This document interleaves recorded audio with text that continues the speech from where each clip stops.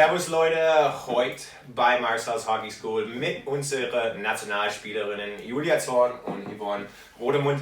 Wir reden über Bullies. Bullies sind eine Sache, die jeder weiß, eigentlich ist ein Spiel relativ wichtig, aber es wird kaum geübt. Kaum einer weiß, wie man es überhaupt ausführen soll. Und Julia, du hast mir gesagt, vor ein paar Wochen in Schweden musstest du zum ersten Mal überhaupt Mittelstürmer spielen und hast viel dazu gelernt. Deswegen bin ich froh, dass du jetzt hier bist, um uns einiges darüber zu erzählen. Erzähl mir mal ein bisschen über deine Schweden-Reise. Ja, es war eben so, dass unser Coach auf mich zugekommen ist und gefragt hat oder bestimmt hat, dass ich im letzten Spiel Center spiele. Und dann habe ich erstmal Panik bekommen, weil ich natürlich noch nicht so viele Bullies gemacht habe.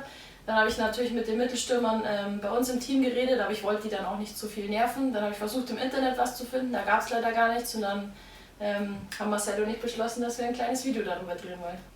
Wir werden jetzt aufs Eis gehen, erklären euch erstmals die Regeln vom Bully überhaupt, dann der Taktik, Technik und dann auch ein paar Sachen, die man auf jeden Fall bei Bullies vermeiden sollte. Let's go! Wir wollen anfangen mit den Grundregeln, wie man sich aufzustellen hat.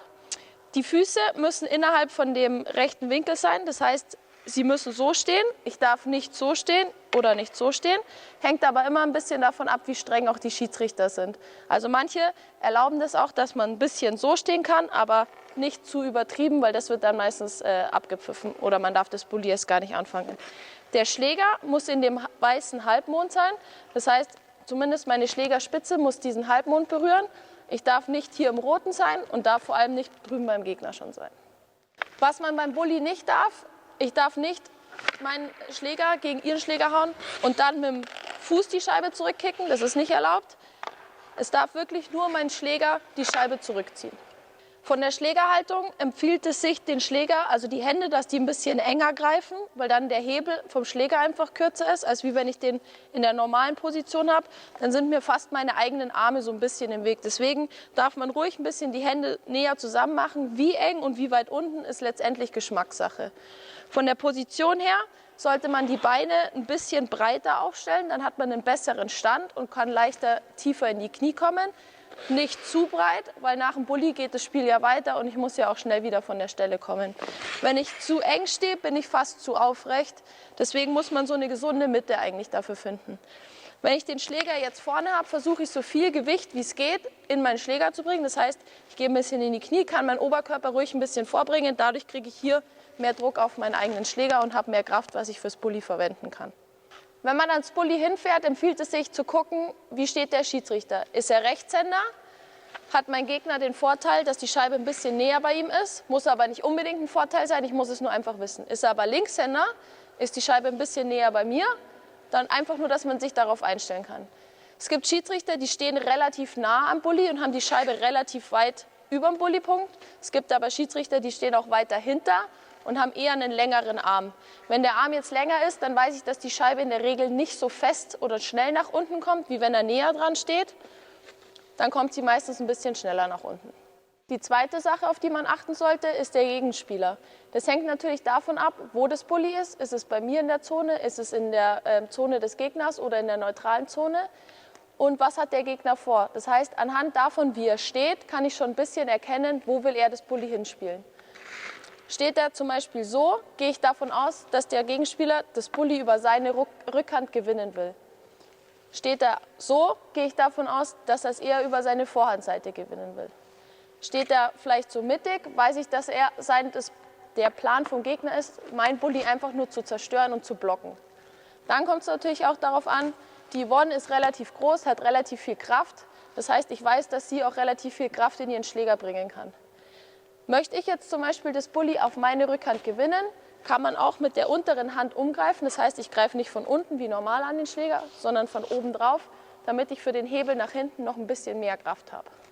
Wir können jetzt einfach mal ein paar verschiedene Bully-Szenarien durchgehen und besprechen.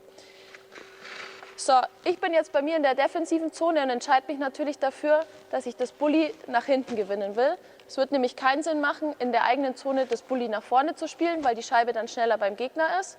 Oder das Bully Richtung meines eigenen Tor zu spielen, weil davon wollen wir die Scheibe ja eigentlich fernhalten.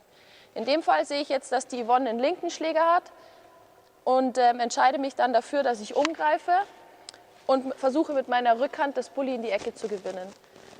Wenn jetzt der Schiedsrichter die Scheibe einschmeißt, es kommt natürlich darauf an, dass ich nicht nur auf den Bullypunkt schaue, sondern ich muss mit meinem peripheren Sehen auf den Schiedsrichter gucken und auch ein bisschen auf Yvonne ihren Schläger. Dann kommt es natürlich auf die Hand-Augen-Koordination an, dass man nicht zu früh schon durchwischt und quasi einfach nur ins Leere wischt und dass man nicht zu spät dran ist, weil dann wird sie als erstes mit ihrem Schläger an der Scheibe sein. Ich bringe meinen Schläger jetzt aufs Eis. In dem Fall kann man natürlich auch so ein bisschen versuchen, sich dann reinzudrehen. Je nach Schiedsrichterauslegung ist das ein bisschen mehr erlaubt. Es gibt aber auch Schiedsrichter, die abpfeifen in dem Moment, wo man mit seinem Schlittschuh sich reindreht. Wenn es einen Schiedsrichter gibt, der das sehr streng macht, kann ich auch ein bisschen mein Gewicht verlagern, um dann quasi hier mehr Hebelkraft zu haben. Wenn die Yvonne jetzt ihren Schläger auf dem Eis hat und ich merke, dass ich quasi nicht schnell genug bin und sie oder sie auch genauso schnell ist, dann versuche ich auch, ihren Schläger erst wegzuschlagen und mir dann die Scheibe zu holen. In der Regel trifft man im Spiel immer auf denselben Mittelstürmer. Manchmal gibt es dann Tage, an denen man aber das Bully nicht klar für sich gewinnen kann. Dann kann man sich auch dafür entscheiden, einfach nur das Bully zu blocken, damit der Gegner das Bully nicht klar für sich entscheiden kann. Das heißt, ich versuche dann nicht, die Scheibe klar nach hinten zu ziehen oder erst ihren Schläger wegzuschlagen und die Scheibe zu gewinnen, sondern ich versuche, das Bully zu neutralisieren und fahre mit meinem Schläger einfach nur geradeaus. Sieht dann so aus. Mir ist die Scheibe egal, ich versuche nur, ihren Schläger so wegzudrücken und zu kontrollieren, dass sie nicht die Chance hat, das Bully nach hinten zu sich zu gewinnen. Es gibt noch eine dritte Möglichkeit, ein Bully zu spielen. Die sollte aber wirklich nur in seltenen Fällen und vor allem nur in der offensiven Zone und auf der Vorhandseite gespielt werden. Und das ist das Bully nach vorne. Wichtig dabei ist auch, dass ich vor allem meinen Mitspielern Bescheid gebe, vor allem meinem inneren Außen, dass der gegebenenfalls schnell zum Tor ziehen kann oder die Scheibe in der Bande gewinnen kann. Sieht dann so aus, dass ich einfach nur versuche, die Scheibe nach vorne zu gewinnen und an dem Mittelstürmer schnell vorbeizukommen. So, jetzt werden wir sehen, wer die bessere Bully-Spielerin ist. Julia hat sehr viel Gutes erklärt, aber vielleicht ist Yvonne besser. Und man munkelt auch, ich soll danach auch ein paar Bullys machen. Schauen wir mal.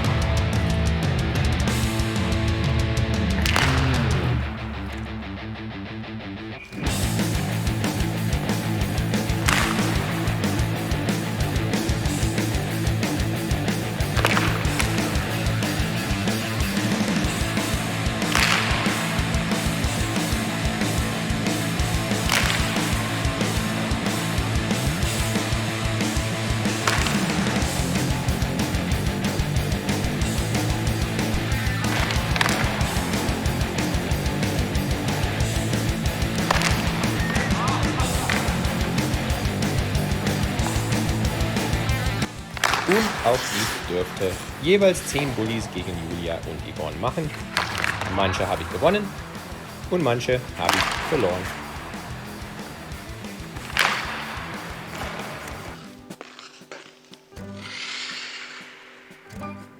Mikrobatterie leer. Oh oh. Let's go! Sieht das gut aus? Wir wollen anfangen mit den Grundregeln, wie man. Wir wollen anfangen mit den Grundregeln,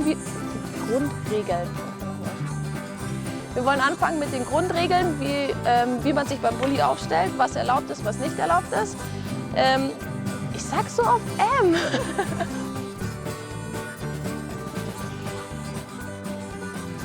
Dann kommt sie meistens ein bisschen schneller nach unten.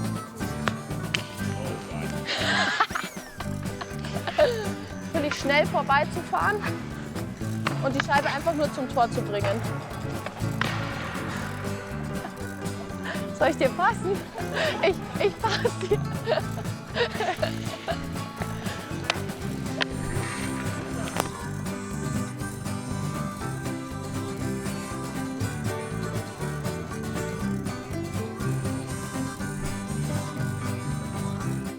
In der NHL gibt es im Schnitt 60 Bullies pro Spiel. Schafft man 60% davon zu gewinnen, dann hat man die Scheibe 12 Mal öfters auf seinem Schläger als der Gegner. Das kann einen riesen Unterschied ausmachen.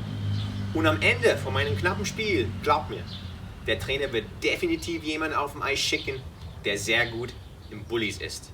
Und Bullies kann man so leicht üben. Man braucht kaum Platz, man braucht kein Eis, man braucht lediglich eine Scheibe und jemand, der für dich den Bulli reinschmeißt. Wenn man einen Gegner hat zum Üben, umso besser. Vielen Dank, Julia, für die tolle Erklärung. Vielen Dank, Yvonne, dass du so toll mitgemacht hast und dass du uns 2 Labertaschen für 2 Stunden ausgehalten hast. Jetzt werde ich schauen, ob meine Schiri-Skills ein bisschen besser geworden sind.